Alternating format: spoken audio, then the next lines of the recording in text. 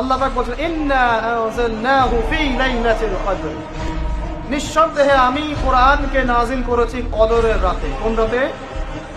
ওয়া মা আদরাকা মা লাইলাতুল কদর, হে নবী মুহাম্মদ সাল্লাল্লাহু আলাইহি ওয়াসাল্লাম, আপনি কি জানেন কদরের রাত কি? লাইলাতুল কদরি খায়রুম মিন আলফি শাহর, আল্লাহ পাক বলেন কদরের রাত হচ্ছে হাজার মাসের চাইতে উত্তম। সুবহানাল্লাহ।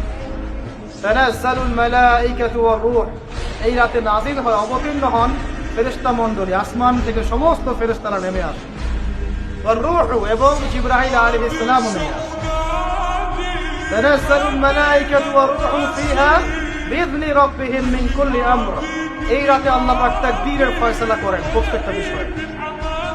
সালামুন হিয়া হাত্তা মাতলাইল ফজর, এবং ফজর পর্যন্ত এই রাতে শান্তি বিরাজ করে, শান্তি শান্তি আর শান্তি। সুবহানাল্লাহ। এই রাতে যে ইবাদত করবে হাজার মাস ইবাদত করার নেকি পাবে। কেন এই রাতটা কেন ইম্পর্টেন্ট? একটাই কারণ, এই রাতে আল্লাহ পাক কোরআন নাযিল করেছেন। কি নাযিল করেছেন? কোরআন। এখন আসেন একটু মনোযোগ ধরে রাখেন। আল্লাহ পাক কোরআন নাযিল করেছেন লাইলাতুল কদরে। আর লাইলাতুল কদর কোন মাসে? শাবানে, রজবে না রমজানে? আবার বলছি, আল্লাহ বলছেন আমি কোরআন নাযিল করেছি লাইলাতুল কদরে। লাইলাতুল কদর কি শাবানে, রজবে না রমজানে?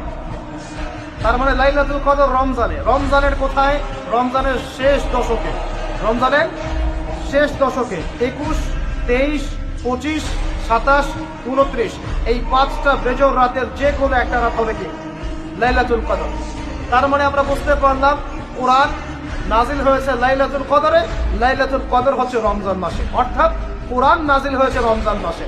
ঠিক আল্লাহ পাক সূরা বাকারায় বলছেন শাহরু রমাদানাল্লাযী উনজিলা ফীহিল কুরআন, রমজান সেই মাস যেই মাসে শুধু কিবলাই পরিবর্তন হয়নি, শুধু বদরের যুদ্ধই করা হয়নি, রমজান মাসে কোরআনও নাজিল হয়েছে। আল্লাহু আকবার। এখন বুঝতে হবে, এবার এই জায়গায় আসেন, যখন কোরআন নাজিল হচ্ছে তখনকার পরিবেশটা কেমন? এই যুবক ভাইরা একটু খেয়াল করেন, আপনাদের জন্য এই লেকচারটা ইম্পর্টেন্ট, আর আগামীর কাজগুলো আপনাদেরকে করতে হবে। রমজান মাসে কোরআন নাজিল হয়েছে, এখন দেখবো আমরা কোরআন কোন প্রেক্ষাপটে নাজিল হয়েছে, কেন নাজিল হলো, কোরআন নাজিল হওয়ার কি প্রয়োজন ছিল বিশ্বে।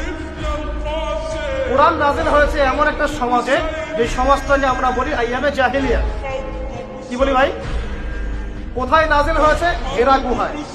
তার উপর নাজিল হয়েছে মুহাম্মদ রাসূলুল্লাহ সাল্লাল্লাহু আলাইহি ওয়াসাল্লামের উপরে। কখন, কিভাবে, কোন প্রেক্ষাপটে? প্রেক্ষাপটটা এমন ছিল, ওই সমাজটা ছিল আবু